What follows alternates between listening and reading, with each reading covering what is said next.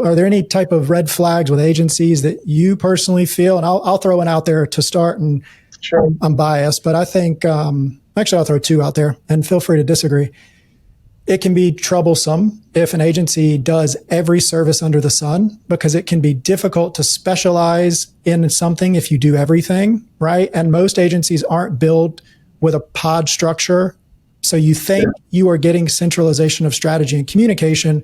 What you're more often than not getting is a project manager, and they're talking to different departments that all have their own ideas. Google Ads, Facebook, they're all in different areas. So that's one. And the second one, and this one isn't 100%, but project managers versus having the actual strategist or whoever's doing the work talking to you on calls, because what that can turn into is telephone tag, where you ask a question, they're going to have to go back and get that from the team. And what could have been answered and resolved on the call takes 3 to 5 days to be resolved. Yeah, I love both of those. The first one very much resonates with me. That's something that comes up a lot is sort of this generalist agency. And I think overall, there is a really nice trend in the market of agencies starting to specialize and niche down, which is really, really beneficial for the client. And so I would say, to your point, avoid a generalist agency if possible, if you have a very specific scope. Now, not to say we don't work with any generalist agencies. They do come up. We've matched clients with them in the past. It takes a certain brief and client for that to make sense.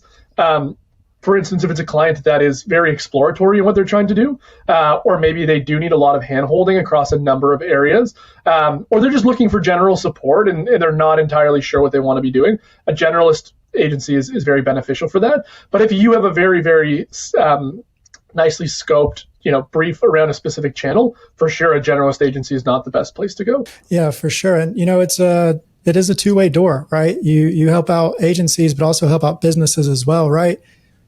Are there any things to look out for from your perspective when an agency is talking with a client to make sure that it's a good fit for the agency? But from an agency standpoint, when looking at clients, it's clarity around budget. So we get a lot of, we're not sure how much we're willing to spend. I'd love for the agency to submit something. And that's a little scary, because ideally you want a client that has already at least buffered a certain budget into their P&L so that they know what they're comfortable with. So my comeback to that, or my retort to the client is like, what is a number that scares you? Right? Like if I said, here's the budget X amount, like what's going to make you a little skittish? And so we tend to use that as the budget if we can provide that. So that's a really big one. And the second thing on the client side, and then I actually have a few more for clients looking at agencies, is, a client not necessarily knowing what they want.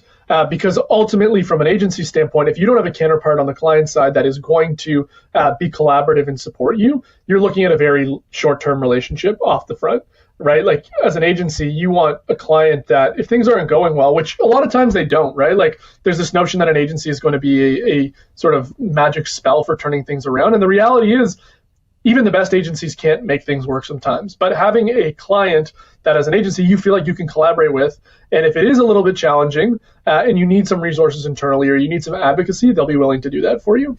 Yeah, I think, one thing I saw somebody put on Twitter, I can't remember who it was, but it was that agencies amplify your existing business. So either positive or negative, right? And that's where, from the agency perspective, it can be very beneficial if you provide a service that is performance-based to run an audit, or at least look into their numbers, understand their P&L, and make sure that what you can provide can bring them profitability. Are they going to spend enough to break even, including your cost and the ad spend, to where they could be profitable? Is what you're providing even what they need? And you kind of touched on this a little bit, but from the Facebook ad perspective, there's many times in the sales process where you see, maybe it's their website that needs attention first, or maybe it's their actual product offering or just overall brand messaging that needs help. And a Facebook ad agency isn't going to fix that. And if they don't address that, it's going to be a 2 to 3 month partnership maximum. Yeah, exactly. And there's kind of this notion too of like, what is the best agency, or, what is the perfect fit? And the reality is that doesn't exist. At least we've yet to find it. Maybe there's like a secret agency that we aren't working with yet. But the reality is it's finding the right agency. And even the right agency sometimes doesn't work out. And so it's like that acceptance that there is a risk tolerance there. That's something that I think clients need to be comfortable with. And it's the same risk you inherit bringing something in-house, right? You hire employees and humans are inherently flawed. And you could bring in a great A player and ultimately it doesn't net the results you want. So it's being comfortable with, let's find the right agency. And I think like working with a service like Vendry or taking the time to run a more thoughtful process where you are engaging more agencies, we're not guaranteeing you're going to find an agency that's going to move the needle, but I think we give you a higher probability of doing that, right? And that's ultimately what we're here to do, is give you a better chance of ultimately being successful, because there's no guarantees in business. I think we've all sort of come to peace with that.